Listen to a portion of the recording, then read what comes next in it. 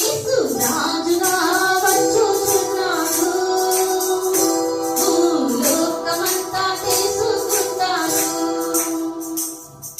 రామి కోటి తేజుడు రమ్యమైన దేవుడు, రామి కోటి తేజుడు రమ్యమైన దేవుడు, రారాజుగా వచ్చుచున్నాడు.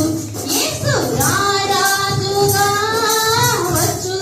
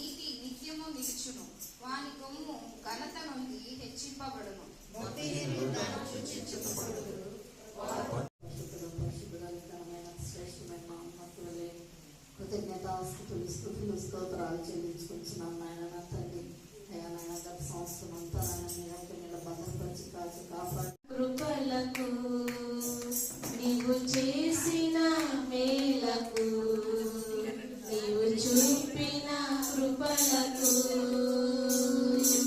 వందనం యేసయ్యా, వందనం యేసయ్యా, వందనం యేసయ్యా,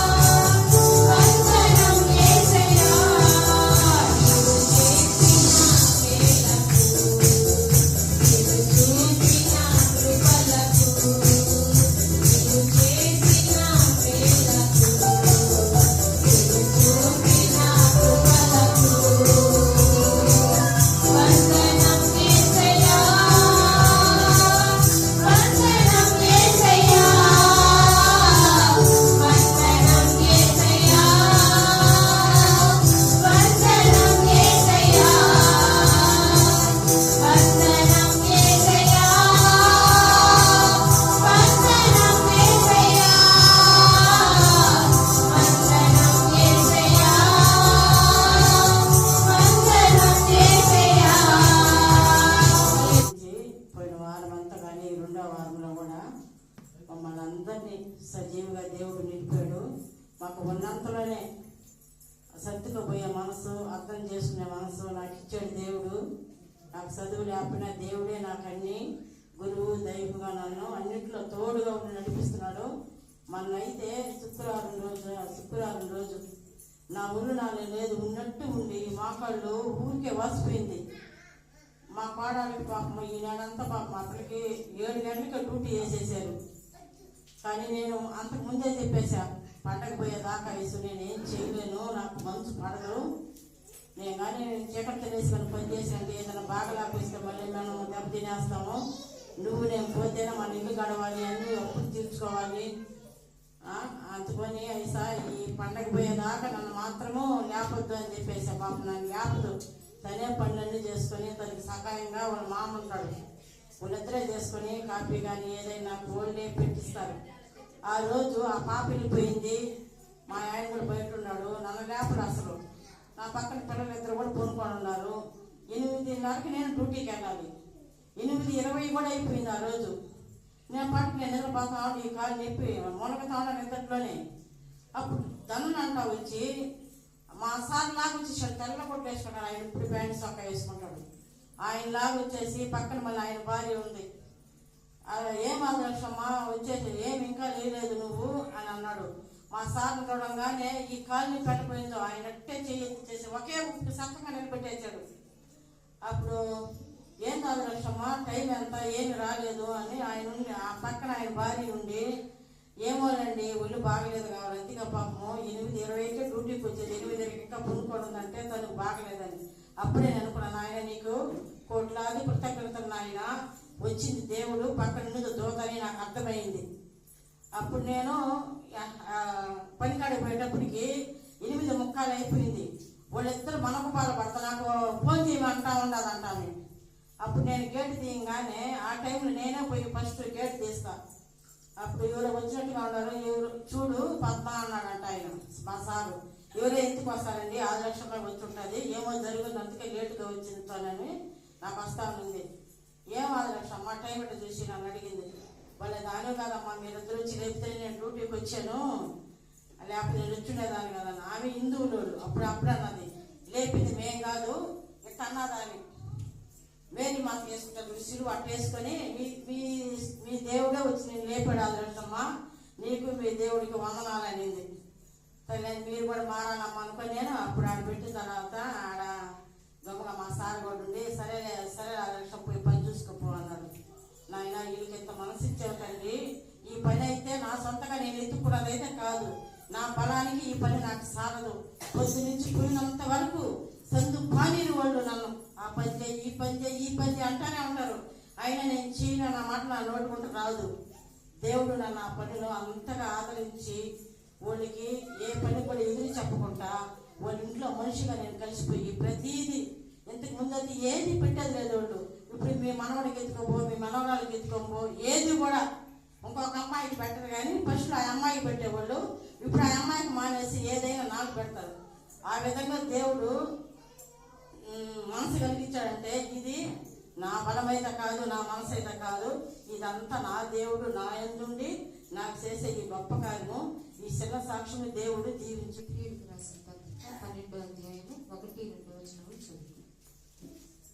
ఇంత గొప్ప సాక్షి సమూహము మేఘము వలె మనలను ఆవరించినందున మనము కూడా ప్రతి భారమును సులువుగా చిక్కులు పెట్టు పాపమును విడిచిపెట్టి విశ్వాసమునకు కర్తయు దానిని కొనసాగించువాడునైన యేసు వైపు చూచుచు మన ఎదుట ఉంచబడిన పందెములో ఓపికతో పరిగెత్తును. ఆయన తన ఎదుట ఉంచబడిన ఆనందము కొరకై అవమానమును నిర్లక్ష్యం పెట్టి సిలువను సహించి దేవుని సింహాసనము యొక్క కుడి పార్శ్వమున ఆసీనుడై ఉన్నాడు. దేవుడి పరిశుద్ధ వాక్యం దీవించును.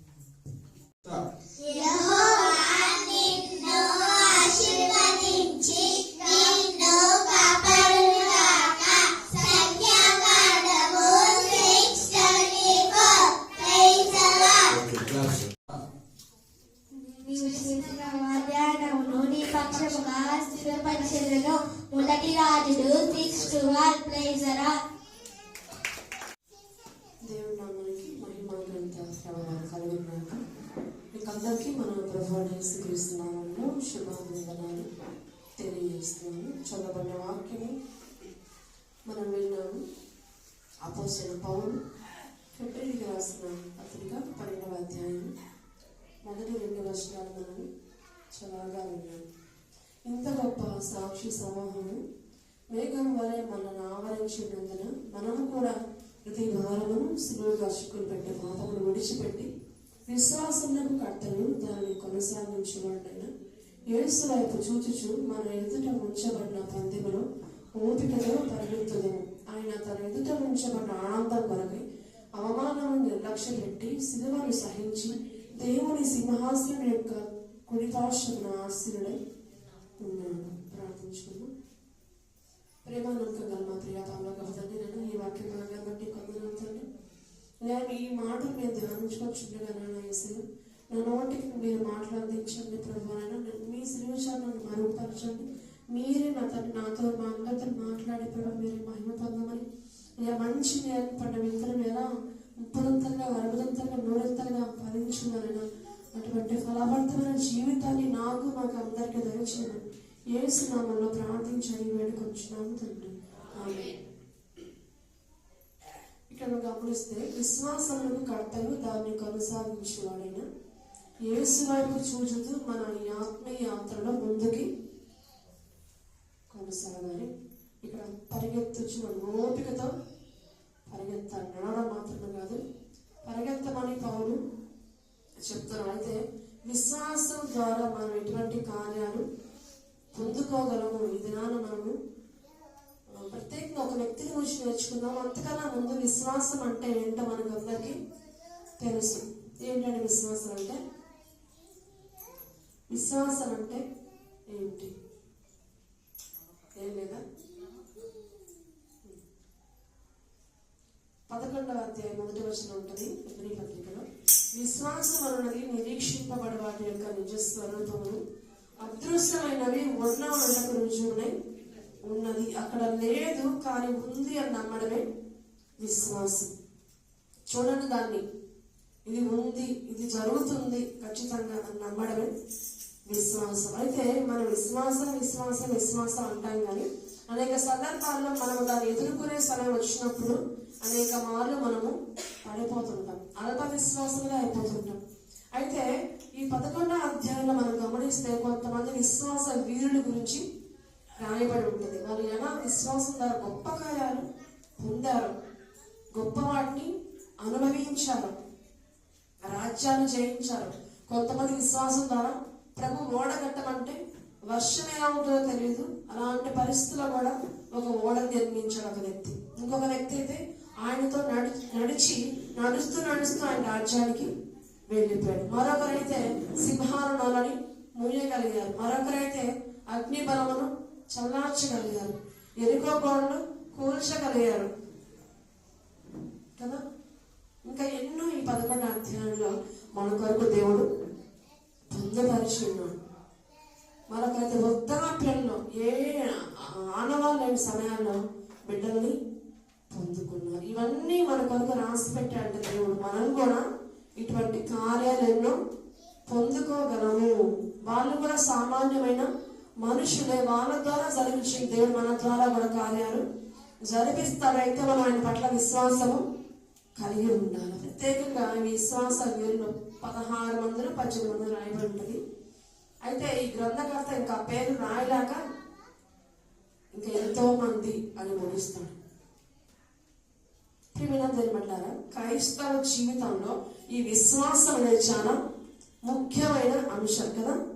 అది లేకుంటే మనం దేవుణ్ణి మెప్పించలేము, క్రైస్తవులుగా ఊహించుకోలేము, ఆయన ముందుకు మనము నడవలేము. విశ్వాసానికి అంత ప్రాముఖ్యమైన స్థానం ఉంది. అయితే మన జీవితంలో ప్రభు యొక్క విశ్వాసం ఉంచడం ద్వారా ఏమవుతుంది? ఆయన ఉన్నాడు. అయితే ఏమవుతుందంటే అసాధారణమైన కార్యాలు మనము పొందుకోగలము, చూడగలము. ఇక్కడ మనం మొట్టమొదటి గమనిస్తే హనోకు గురించి మన దినాన కొన్ని అంశాలు నేర్చుకున్నాం. పోయిన సంవత్సరం 10 సంవత్సరాలు అనుకుంటా ఈ విశ్వాసం మీద అందరి గురించి మనం ఒకసారి ధ్యానించాము బైబిల్ స్టడీలో. ఈ దినాన మళ్ళా దేవుడు హనోకును మనకు గుర్తు చేస్తున్నాడు. హనోకు ఎవరంటే దేవునితో నడిచిన వాడు. నడిచి ఆగిపోయాడా? ఆగిపోయినా. ఒక దినాన దేవుడు ఆయన్ని తన రాజ్యానికి, తన ఇంటికి తీసుకెళ్తాడు. అది అంత ఈజీ కాదు. అయితే హనోకులో మనం 3 లక్షణాలు మనం గమనిద్దాం. మొట్టమొదటిగా హనోకు దేవుని పట్ల విశ్వాసం కలిగి ఉన్నాడు. రెండవదిగా దేవునికి ఇష్టడుగా జీవించాడు. మూడవదిగా దేవునితో నడిచాడు. ప్రియమైన దేవుని అంటారా, ఎన్ని దినాలు నడిచాడు? మనం గమనిస్తే ఆదికాండము 5వ అధ్యాయము 24వ వచనాన్ని చదువుకుందాం. ఆదికాండము 5వ అధ్యాయము. హనోకు దేవునితో నడిచిన తర్వాత దేవుడు అతన్ని తీసుకుని పోయిన కనుక అతడు లేకపోయాడు. 23వ వచనం. హనోకు దినములన్నీ 365 ఏండ్లు. హనోకు దేవునితో నడిచిన తర్వాత దేవుడు అతన్ని తీసుకుని పోయాను కనుక అతడు లేకపోయాడు. హనోకు 65 ఏళ్ళు బ్రతికి మెతూషలను కనెను. హనోకు మెతూషలను కన్న తర్వాత 300 ఏళ్ళు 22వ వచనం. 300 ఏళ్ళు దేవునితో నడుచుచు కుమారులను కుమార్తెలను కనెను. మనం అనుకోవచ్చు హనోకు ఇంకేం పని లేదేమో, ఆయన కుటుంబం లేదేమో, అందుకే దేవునితో నడుస్తాయన్నాడు. మనకు చాలా భారాలు ఉన్నాయి, బాధ్యతలు ఉన్నాయి, పిల్లలు ఉన్నారు, తల్లిదండ్రులు చూసుకోవాలా, కుటుంబ బాధ్యత ఉంది, ఉద్యోగ బాధ్యత ఉంది. ఇన్ని మేము ఎట్లా చూసుకుంటే దేవునితో నడవగలము అని అనుకుంటాం. కానీ ప్రియమైన దేవుడు మనకి రాయబడి ఉంది, దేవునితో నడుస్తూ కుమారునిగా అన్నాడు, కుమార్తెని అంటే ఒక బాధ్యత కూడా హనోకు కలిగి ఉన్నాడు. అయితే ఆ బాధ్యతను మించి దేవుని పట్ల అపరిమితమైన విశ్వాసం కలిగి ఎన్ని సంవత్సరాలు నడిచాడంట? 300 ఏళ్ళు. అతను బ్రతికిన సంవత్సరం 365, దేవునితో నడిచిన సంవత్సరాలు 300 దినాలు కాదండి, 300 సంవత్సరాలు. మనము ఒక వారమంతా దేవుని సన్నిధిలో గడిపితే మనకు అనిపిస్తుంది, అబ్బా మంచి వారం, నెక్స్ట్ వారం పోయిన వారం అంతా అంత గడిపా కదా, ఈ ఒక్క రోజు ఏమవుతుంది అనుకుంటాం. ఈయన ప్రతి దినము 300 సంవత్సరాలు దేవునితో నడిచాడు. అలాంటి అనుభవం మనకి రావాలని పరిశుద్ధాత్ముడు కోరుకుంటాను. అందుకే ఆయన మన దినాన ప్రత్యేకంగా హనోకు గురించి మాట్లాడుతుంది. ప్రతి ఒక్కరు దేవునితో నడవాలని ఆయన కోరిక. ప్రతిరోజు హనోకు విశ్వాసం కలిగి ఉన్నాడు, విధేయత కలిగి ఉన్నాడు, భక్తి కలిగి ఉన్నాడు. ఏ రోజు కూడా దానిలోంచి బయటకి రాలా, వెనక్కి జారిపోలా. ప్రియమైన దేవుని మన పరిస్థితిని బట్టి మనము ముందుకు వెళ్ళలేకుండా కొన్నిసార్లు అవిశ్వాసంతో అక్కడ ఆగిపోతుంటాం. అలా హనోకు జీవితం ఎప్పుడూ జరగలేదు. ఎన్ని ఇబ్బందులు వచ్చినా, కష్టాలు వచ్చినా, నష్టాలు వచ్చినా, ఉపద్రవాలు ఎదురైండొచ్చు, కానీ హనోకు మనసంతా ఏర్పడింది దేవునితో నడవాలి, దేవునితో గడపాలి, ఆయన సహవాసం నేను కోల్పోకూడదు, నా సమయాన్ని వృధా చేసుకోకూడదు. ఇదే ఇదే ఇదే హనోకు మధ్యలో ఉన్న ఆశ. ప్రియమైన దేవుని విశ్వాసము ఎప్పటికీ వృధా కాదు. మన గతం ఎలా ఉన్నా మనం దేవునితో నడుచుకోవాలి అన్న నిర్ణయం తీసుకుంటాం కదా, ఆ తర్వాత మనమే మన జీవితము ఉన్నతంగా దేవుడు చేస్తాడు. మన గతం ఎలా ఉన్నా విశ్వాసం కలిగి ఉంటే ఆయన కుటుంబంలో మనల్ని చేరుస్తాడు. ఆయన రాజ్యంలో ఆయనతో పాటు ఉండే భాగ్యాన్ని దేవుడు మనకి ఇస్తాడు. అట్టి విశ్వాసం మనం కలిగి ఉండాలని దేవుడు కోరుకుంటున్నాం. మొట్టమొదటిగా హనోకు ఒక వ్యక్తిత్వము, విశ్వాసము కలిగి ఉన్నాడు. హెబ్రీ పత్రిక 12వ అధ్యాయము 11వ వచనం చూడండి. మరియు ప్రస్తుతమందు సమస్త శిక్షయు దుఃఖకరంగా కనబడనే గాని సంతోషకరంగా కనబడదు. అయినను దాని యందు అభ్యాసం కలిగిన వారికి అది నీతి సమాధానకరమైన ఫలమిచ్చును. మనం గమనిస్తే ఇక్కడ ఒక అభ్యాసం గురించి చెప్పబడింది. ప్రియమైన దేవుని బిడ్డలారా, ఒక పోలీస్ జాబ్ కి సిద్ధపడుతున్నారు అనుకోండి, వాళ్ళకి ఒక శిక్షణ ఉంటుంది. వాళ్ళు కొన్ని మీటర్లు కొన్ని వేగంతో పరిగెత్తాలి. వెంటనే పోలీస్ ఉద్యోగం వాళ్ళకి వచ్చేది. కొంత శిక్షణ కాలము వాళ్ళకు ఉంటుంది. అదేవిధంగా ఒక డాక్టర్ కోర్స్ చేయాలంటే కొన్ని సంవత్సరాలు దానిపైన దృష్టి పెట్టాలి, అభ్యాసం చేయాలి, నేర్చుకోవాలి. ఏది ఎలా, దేనికి ఎలా మెడిసిన్ ఇవ్వాలి, ఏంటి, ప్రతిదీ క్షుణ్ణంగా నేర్చుకుంటేనే, అభ్యాసం చేస్తేనే వాళ్ళు అందులో విజయవంతులుగా అవుతారు. అదేవిధంగా ఒక స్పోర్ట్స్ అయినా కానీ, ఒక టోర్నమెంట్స్ అయినా కానీ, ఒక గేమ్లో అయినా మనం ముందుకు వెళ్ళాలంటే దాని వెనక ఏముండాలా? శిక్షణ అనేది ఉండాలి. అంతేగాని నేను వెళ్ళిపోతాను, నేను గెలిచేస్తానంటే అది జరిగేది కాదు. చాలాసార్లు మన జీవితంలో అయ్యా నన్ను వాడుకోయా, నన్ను వాడుకోయా, నన్ను వాడుకోయా అంటాం. కానీ మన ఇష్ట ప్రకారం వెళ్తూ నన్ను వాడుకోయా అంటే ఆయన ఏం చేస్తాడు? నేనేం చేయలేడు. నన్ను వాడుకోయా, నన్ను వాడుకోయా అని వాక్యం చదవకుండా, ప్రార్థన చేయకుండా, ఆయన సహవాసం రాకుండా ఉంటే ఎలా వాడుకుంటాడు? ఆయన అభ్యాసం చేయొద్దా భక్తిని? ప్రతి దినము ఆయనతో సహవాసం చేయగలిగితేనే ఆయన సన్నిధిలో మనం ఉండగలిగే భాగ్యాన్ని ఆయన ఇస్తాడు. చాలాసార్లు మనం గమనిస్తుంటే ఏదైనా పార్కుల్లో కానీ ఎక్కడైనా చెట్లు మామూలుగా మన ఇళ్ళలో ఉన్నట్టు ఉండవు. ఎలా ఉంటాయి? ఒక మంచి షేప్లో ఉంటాయి కదండి. కొన్నిసార్లు ఒక తల్లి బిడ్డను ఎత్తుకున్నట్టుగా ఆ షేప్లో వాటిని చెక్కుతారు కదా, చూస్తుంటారు కదా.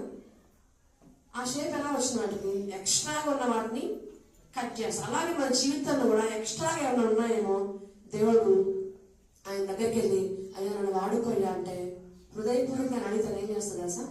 మనలో ఎక్స్ట్రాగా ఉన్న వాటిని కట్ చేస్తాడు. ఇదిగో ఇది నువ్వు తీసేసుకోవాలి, ఇదిగో ఈ ఆహారం నువ్వు తగ్గించాలి,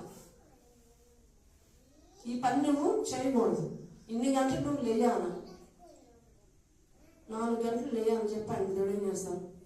అలా వచ్చినాక దాన్ని ఆపేసుకుని మళ్ళీ పడుకుంటూ అయ్యా నన్ను వాడుకోయ్యా అంటే నేను వాడుకుంటాడా? ఆయన ఏది చెప్తే అది చెయ్యాలి. ఆయన శిక్షణకి మనము లోబడాలి. అలాంటి పరిస్థితుల్లో దేవుడు మనల్ని నిజంగా ఆయన కొరకు క్రమపరిచి వాడుకుంటాడు. ఏమైనా దేని పెట్టారా? అన్ని సమయాల్లో మనం ఆయనకి లోబడాలని ఆయన ఇష్టం. మన పిల్లల్ని మనం ఎలా లోబడాలనుకుంటాము, వీడి మాట వింటం లేదంటే మనం ఏం చేస్తాం? బాధపడతాం కదా.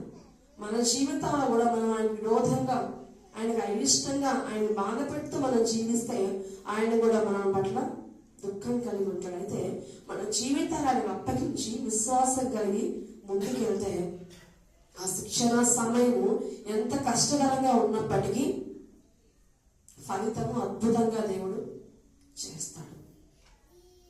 చాలాసార్లు మన జీవితాల్లో వాక్యము, ప్రార్థన, సహవాసాన్ని మనము కోల్పోతున్నాం.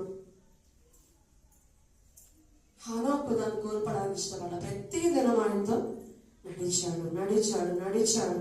అయితే హనోకు చేతి రోజుల్లో బైబిల్ లేదు కదండి, బైబిల్ గ్రంథం ఆ దినాలు లేదు. ఆయన ఎలా నమ్మాడు? దేవుడిని గుడ్డిగా నమ్మాడు. ఒకవేళ ప్రభు చెప్పాడేమో, నాకు ఒక రాజ్యం ఉంది హనోకు, ఆ రాజ్యంలో కన్నీరు ఉండదు, దుఃఖం ఉండదు, వేదన ఉండదు, బంగారు వీధులు ఉంటాయి, నువ్వు వస్తావా అని చెప్పుంటాడేమో హనోకి. వెంటనే హనోకి ఏమంటాడు? ఏమన్నా నేను కూడా వస్తాను అంటాడు. ఇద్దరు అలా నడుచుకుంటూ ఆయన రాజ్యానికి. అసలు ఊహించుకుంటే అది ఎంత అద్భుతంగా ఉంటుంది. హనోకు దేవుని వెంబడించడానికి ఇష్టపడ్డాడు. కొత్త నిబంధన వ్యక్తి మనం గమనిస్తాం కదా, అయ్యా నిత్య జీవానికి వారసుడు నేను ఏం చేయాలి అంటే దేవుణ్ణి ఈ ఆజ్ఞని నువ్వు పాటించు అంటాడు. ఈ ఆజ్ఞను పాటిస్తాను మన చిన్నప్పటి నుంచి అని చెప్తాను యవ్వనస్తుడు. అయితే నీకు ఒక కొలువుగా ఉంది, నీకున్న ఆస్తి నమ్మి పేదలకు ఇవ్వు, నన్ను వెంబడించు అంటే హనోకులాగా వెంబడించాడు యవ్వనస్తుడు. ముఖం చిన్న బుచ్చుకొని అయ్యో ఈ ఆస్తి అంతా ఏమైపోతుందో, ఇప్పటిదాకా నాకు ఆస్తి పడని పేరు, గొప్పవాడని పేరు, నేను నా ఆస్తి ఏమైపోతుందో, నేనేమైపోతాను అనుకున్నాడు.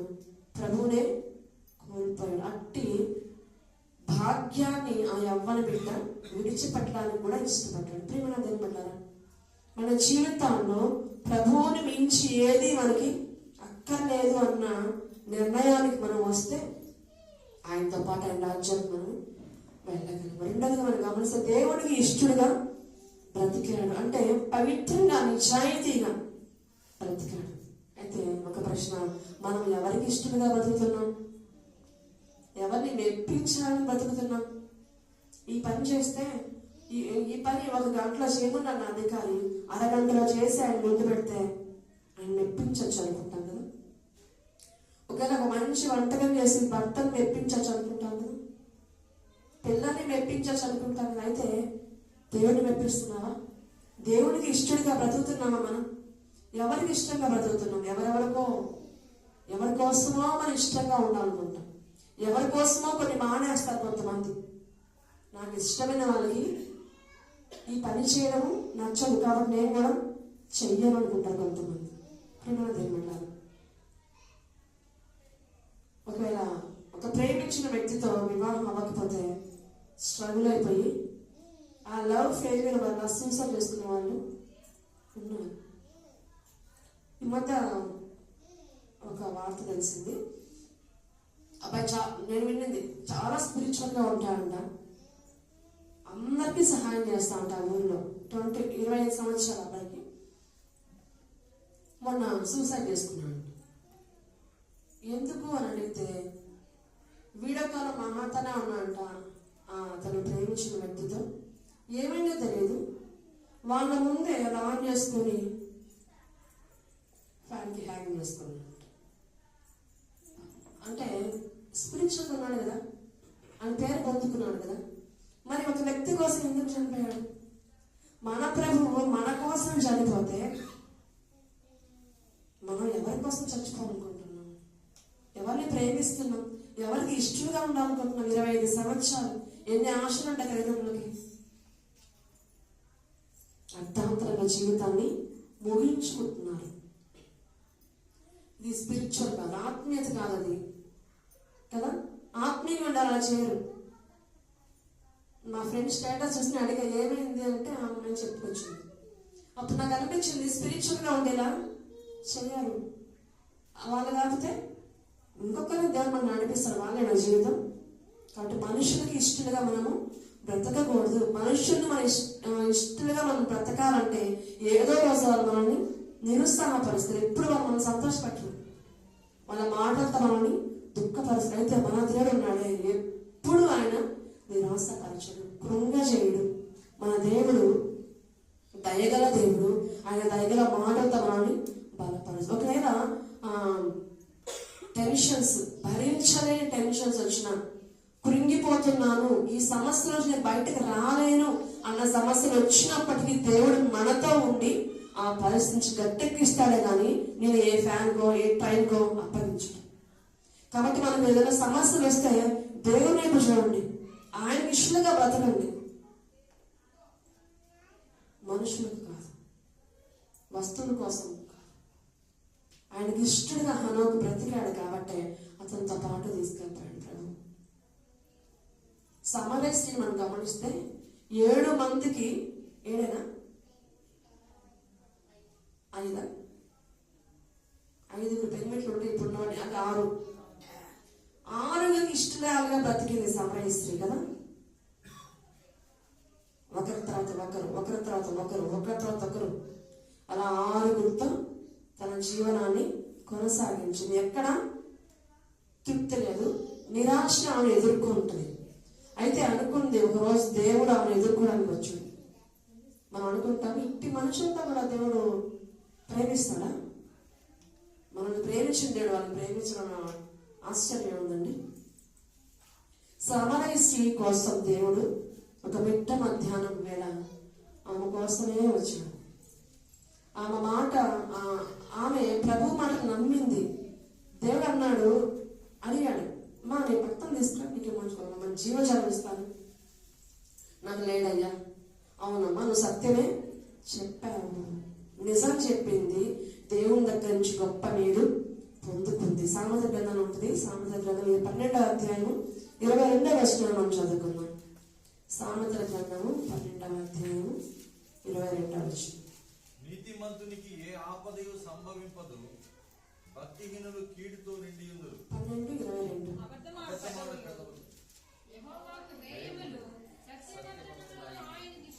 సత్యవర్తనులు ఆయనకు ఇష్టులు. ఇక్కడ ఈ సమరస్త్రీ ఏం చెప్పింది? సత్యం చెప్పింది. అందుకే ఆమె దేవుడికి ఇష్టురాలైంది.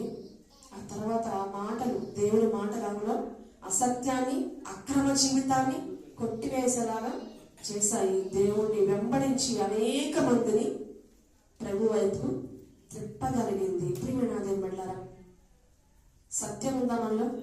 లేచింది మొదటి ఏముంటుంది మనలో? అసత్యం. జాబ్కి కొంచెం లేట్కి వెళ్ళామనుకో, ఏమైనా లేట్కి వచ్చామంటే అబద్ధం చెప్పేస్తాం. కదా, చెప్పాల్సింది చెప్పాం, అబద్ధం చెప్పాల్సి.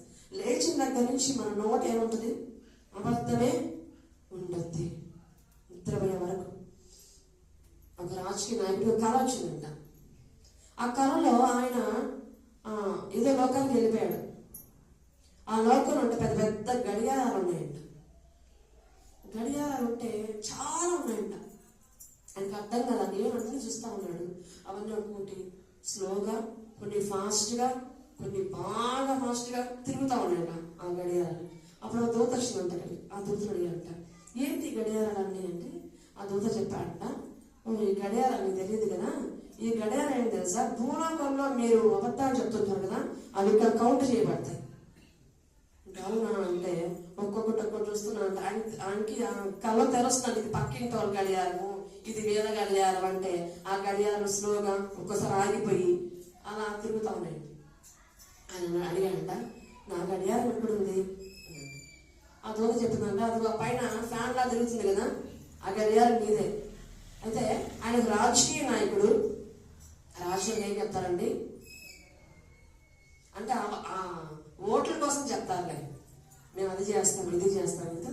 అందులో సత్యము అంటే అందరూ అలా ఉండకపోవచ్చు, కానీ ఉంటారని కాదు, కానీ మెజారిటీ ఆఫ్ పీపుల్ అంటారు ఏదో చెప్పేస్తారు ఆ సమయానికి.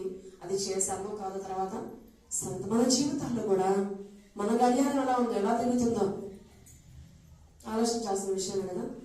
మన గడియారం ఉంటే ఆ లోకంలో ఉందని చెప్పలేదు దేవుడు. మనకు గ్రంథం ఉంది. అయితే ఒకవేళ మన గడియారం అంటే ఆ గడియారం ఎలా తిరుగుతుందో మనము ఒకసారి ఆలోచించాలి. గెహజీ అనే వ్యక్తి దైవ సేవకునితోనే ఉన్నాడు. కొన్ని సంవత్సరాల నుంచి ఆయనతో ఉన్నాడు. అయితే నయమాను అనే వ్యక్తి స్వస్థత పొందుకున్నాక ఆ దైవజనుడికి వెలగల కానుకలు, బట్టలు, మూటలకి తీసుకొస్తాడు. ఆ దైవజనుడు తీసుకున్నాడండి, ఒక్కటి కూడా తీసుకోవాలి. అయితే పక్కన ఉన్న గెహాజీకి ఏమైంది? ఆశ పుట్టింది. నా దైవజనుడికి అసలు తెలివి లేదు, ఇవన్నీ తీసుకొని చక్కగా మంచి బట్టలు వేసుకొని మంచి వెండి బంగారం తిరగచ్చు కదా, ఇంకా అసలు ఏం తెలియదు అనుకున్నాడు. సరే ఎలాగైనా వీటిని సంపాదించుకోవాలనుకున్నాడు. ఆ నయమాన రథంలో వెళ్తా ఉంటే పరిగెత్తుకుంటా వెళ్ళి వాటిని తెచ్చుకొని అంటున్నాడు. మన 2వ రాసిన గ్రంథం 5వ అధ్యాయము 24-25 వచనాలు చదువుకుందాం. మెట్ల దగ్గర వారు రాగానే వారి వద్ద నుండి గెహజీ వాటిని తీసుకొని ఇంటిలో దాచి వారికి సెలవీయక వారు వెళ్ళిపోయింది. అతడు లోపలికి పోయి తన యజమానుని ముందు నిలువగా ఎలీషా వారిని చూసి, గెహజీ నీ వెట్టటి నుండి వచ్చితివని అడిగినందుకు వాడు, నీ దాసుడైన నేను ఎక్కడికి పోలేదన్నాడు. ఇక్కడ మనం గమనిస్తే గెహాజీ ఒక ప్రశ్న వేశాడు దైవజనుడు. గెహాజీ నువ్వు ఎక్కడి నుంచి వచ్చావు అడిగితే ఏం చెప్తాను, నీ దాసుడే నేను ఎక్కడికి పోలేదు. ఆయన క్వశ్చనే కానీ డౌట్ వచ్చిండాలి కదా. నా దైవజనుడికి తెలిసిపోయినట్టుంది, అయ్యో నేను క్షమాపణ అడిగి అయ్యో ఏదో బుద్ధి లేక బట్టి తెచ్చుకున్నానయ్యా అని చెప్పుండొచ్చు కదా. ఏం చెప్తున్నాను, నీ దాసుడే నేను ఎచ్చటికి పోలేదని. 26వ వచనం చదువుకోండి.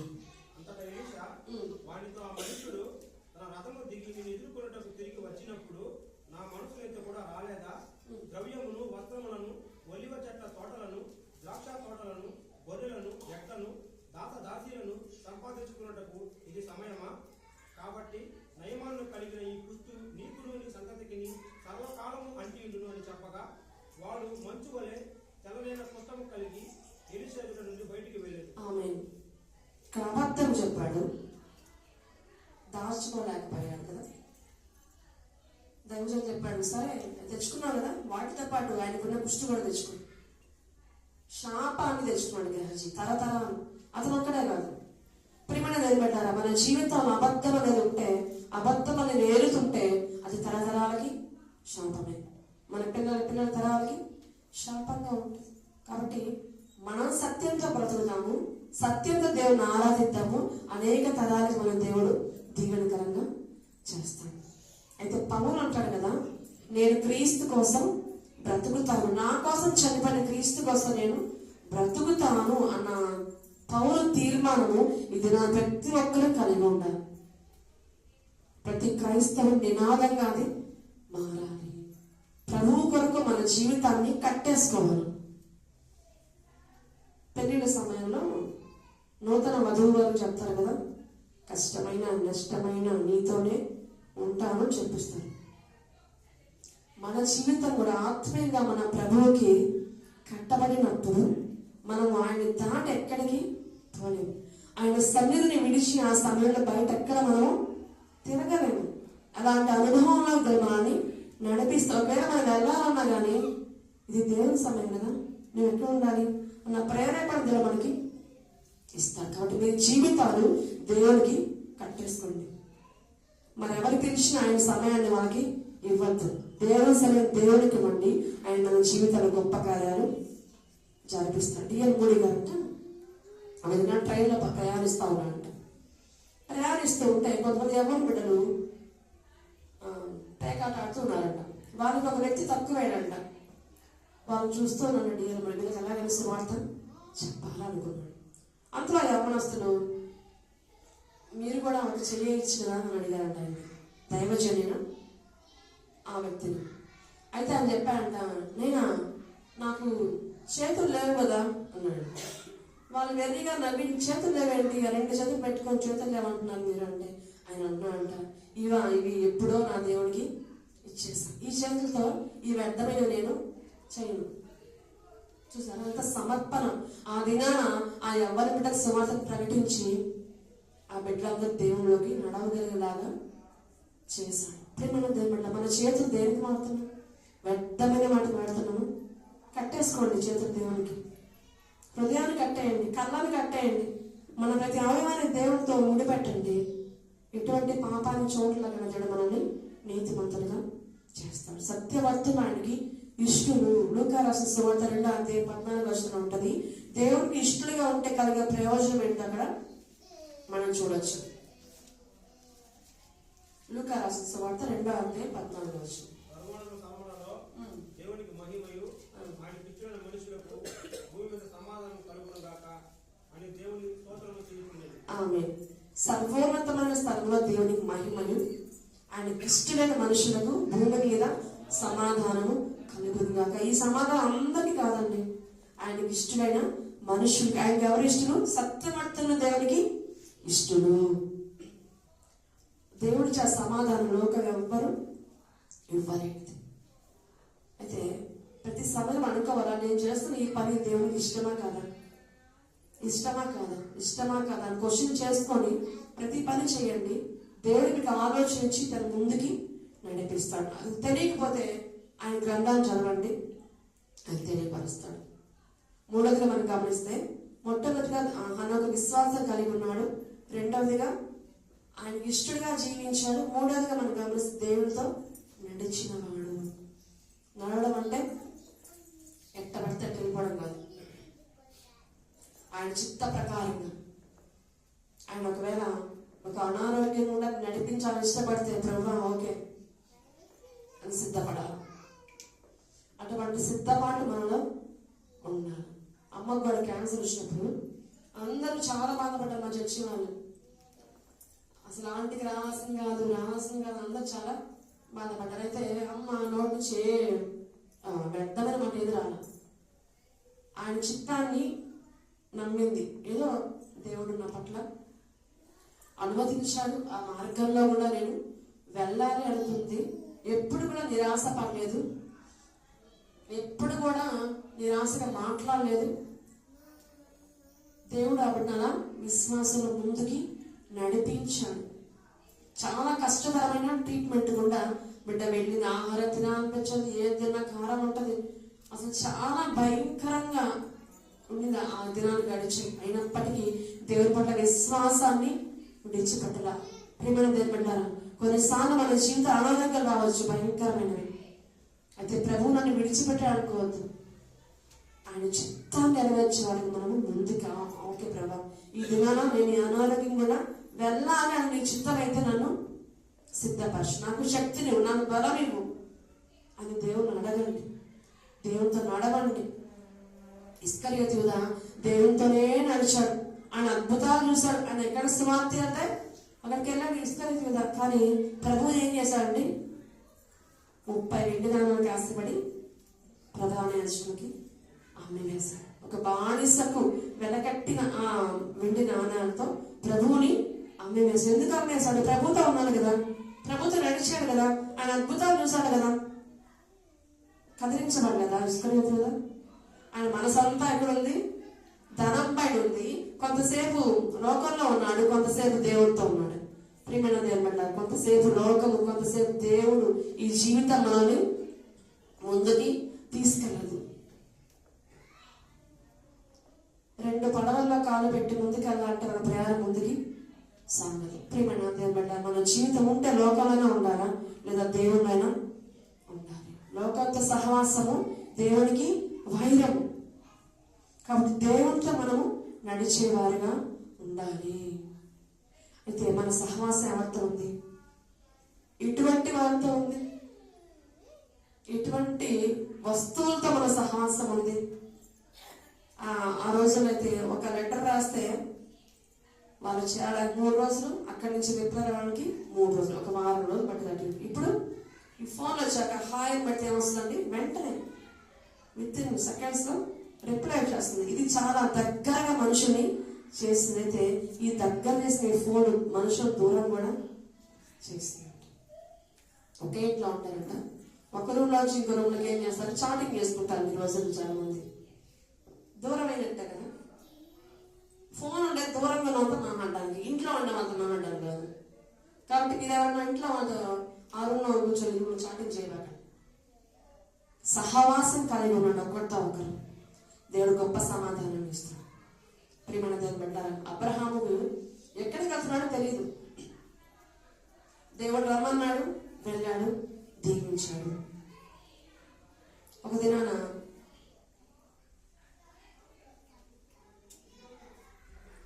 చాలా నిరాశగా ఉన్నాడు అబ్రహాం. ప్రభు పిలిచన్నాడు. ఆదికాండం 17వ అధ్యాయం 1వ వచనం గమనిద్దాం. అబ్రాము 99 ఏళ్ల వాడైనప్పుడు యెహోవా అతనికి ప్రత్యక్షమై, నేను సర్వశక్తి గల దేవుడను, నా తల్లిదండ్రుల నడుచుచు నిందారహితుడవై ఉండుము, నాకును నీకును మధ్య నా నిబంధనను నియమించి నిన్ను అత్యధికముగా అభివృద్ధి పొందిందని అతనితో చెప్పాను. ఆమె మనం గమనిస్తే ఏం చేస్తున్నారు అబ్రహాంకి? నా సన్నిధిలో నడుచుచు నిందారహితుడవై ఉండుము. నింద కలిగి ఉండని చెప్పలా, నింద లేకుండా బ్రతుకు, అప్పుడు నేను అత్యధికంగా దీవిస్తాను. ఇదన్నా ఎవరికైనా మనం ఈ మాట చెప్తే ఏమంటారు? నేను నన్ను అంటావు అని మీదకు వస్తారు. కానీ అబ్రహాము దేవుని మీదకి పోలా. అయ్యా నా బ్రతికట్టు నీ జరిగిదాను అడిగినా లోబడ్డాడు ఆ మాటకి. సరేనయ్యా, నింద లేకుండా జీవిస్తానయ్యా అని జీవించాడు. కాబట్టి అనేక తరాలకి విశ్వాసాలకు తండ్రిగా అబ్రహాము పిలువబడ్డాడు. ఇక నా వల్ల కాదనుకున్నప్పుడు అతని ద్వారా అనేక సంతానాన్ని దేవుడు పుట్టించాడు. ప్రేమ దేవుడా, మన జీవితాలు ఇది అసాధ్యం అనుకుంటున్నారు కదేనా? అసాధ్యమైన మాట ఈ బైబిల్ గ్రంథంలో లేదు. విశ్వాసంగా ఉండకూడదు, మనలో ఉండకూడదు అన్నమాట. ఎందుకంటే ప్రభు అంటాడు కదా, నాకు అసాధ్యమైనది ఏదన్నా ఉండునా? ఏది లేదు. అయితే దేవుడు అంటాడు, మీరు నన్ను నమ్మారు కాబట్టి మీకు కూడా ఏది అసాధ్యమైనది ఉండదు. అసాధ్యమైనది మనకు ఉండదంట. ఈ సంవత్సరము దేవుడు ఇచ్చిన వాగ్దానము, మీకు అసాధ్యమైనది ఏది ఉండదు. నిజమే, ఆయన నమ్ముకున్న మనకి అసాధ్యమైనది. మత్తయి రాసిన సువార్త 17వ అధ్యాయం 20వ వచనం ఒకసారి చదువుకోండి. మత్తయి రాసిన సువార్త 17వ అధ్యాయం 20వ వచనం. 17-20. అందుకు ఆయన, మీ అల్ప విశ్వాసము చేతనే మీకు ఆవగించంత విశ్వాసం ఉండే యెడల ఈ కొండను చూచి ఇక్కడ నుండి అక్కడికి పొమ్మనగానే అది పోవును. మీకు అసాధ్యమైనది ఏదీ ఉన్నదని నిశ్చయముగా మీతో చెప్పుచున్నానని. మీకు అసాధ్యమైనది ఏది ఉండదు. చెప్పుకోవాలి, నాకు అసాధ్యమైనది ఏది ఉండదు. ఎందుకంటే అసాధ్యాలు సాధ్యపరిచే దేవుడు నేను కలిగి ఉన్నాను. అయితే ఎవరితో నడుస్తున్నా? లోకంతో నడిచావా? ఇన్ని సంవత్సరాలు అన్ని సిద్ధాంతాలు పాటించేవారితో నడిచామా? వ్యర్థమైన మాటలు మాట్లాడుతూ నడిచామా?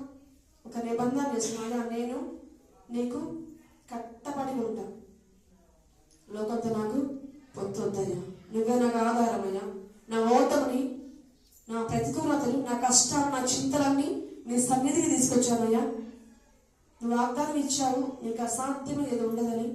ఆ వాగ్దానం నాకు కావాలయ్యా. నేను సంతరించుకుంటాను.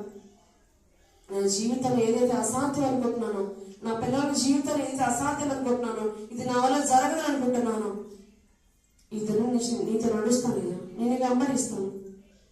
ఎందుకంటే నువ్వు అసాధ్యమైన వాటిని సాధ్యపరిచే దేవుడివి. నమ్ముదామైన మాటలు, నమ్మితే ఆయన కార్యాలు మనము చూస్తాం. ప్రియమంత్రి ఎవరితో నడుస్తున్నాం, ఎవరికి ఇష్టంగా ఉంటాను, విశ్వాసం కలిగి ఉంటున్నాను. ఈ మూడు మనము ధ్యానించుకుంటూ ఆయన ముందుకు వెళ్దాము. ఆయన ముందుకెళ్తూ ఆయన రాజ్యంలో మనము ప్రవేశించడం కాక దేవుడి మాటలు దీవించడం కాక. ఆమె అందరి కళ్ళు మూసుకున్నాము. కొద్దిసేపు దేవుడిని అడుగుదాం. అయ్యా, నేను ఇంతకాలము లోకంలో జీవించానేమో, లోకస్తుల కొరకు జీవించానేమో, వాళ్ళని నేను మెప్పించడానికి జీవించానేమో, ఇక ముందు నీ కొరకు జీవిస్తానయ్యా, నీకు ఇష్టడుగా జీవిస్తానయ్యా, నీకు ఇష్టరాలుగా జీవిస్తానయ్యా, నా జీవితాన్ని నీకు కట్టుకుంటానయ్యా. ఇక లోకంలోకి వెళ్ళనయ్యా, అన్యుల సాంప్రదాయాలకు వెళ్ళనయ్యా,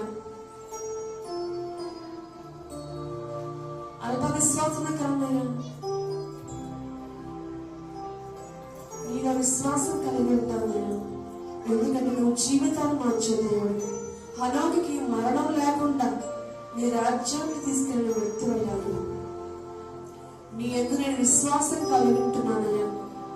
విశ్వాసం లేకుండా ఎవరు దేవుడికి ఇష్టంగా అసాధ్యమని చెప్పారు తండ్రి. నేను నిన్ను మెప్పించేవాడిని లోకంలో జీవించడానికి నాకు కావాల్సిన పరిశుద్ధాత్మ సహాయం దయచేయి. నేను మాత్రమే నా తరతరాల దీవెనకరంగా నా కృప చూపించాను. దేవుని అడుగుదాం. ప్రేమగా తండ్రి, జీవ దేవానికి ఆమె పట్టుకుంటున్నాను. ఇలా నేను విశ్వాసం అనుకుంటేనే ప్రభా విశ్వాసంగా జీవించట్లేదేమో తండ్రి. నేను మాతో మాట్లాడే మాట బట్టి కొందనాలు హనోకును మా ముందు ఉంచావయ్యా. నీ కొందనాలయ్యా. ఒక జీవితంలో కొన్ని సంవత్సరాలు నీతో బ్రతికాడయ్యా. మా జీవితాల్లో కూడా ఇక గతంలో నీతో అంత సన్నిహిత సంబంధం అగలేదేమో తండ్రి. ఈ విధంగా నుంచి ప్రభా నీకు మా జీవితాలు కట్టుకొని నీకు ఇష్ట ప్రకారంగా మిమ్మల్ని సంతోషపెట్టబెట్టగా నీ విశ్వాసం కలిగి నేను ముందుకెళ్ళే భాగ్యం అలా ఇచ్చింది. ఏ పోరాటంలో ప్రవారణ, ఏ శ్రమలో మేము కృంగిపోకుండా తండ్రి ఆ శ్రమ నుంచి విడుదల నుంచి నీవైపు మేము చూస్తున్నాను. విశ్వాసాన్ని ముందుకెళ్ళే భాగ్యం అలా ఇచ్చామని యేసు నామములో ప్రార్థించని వేడుకొంచున్నాను తండ్రి.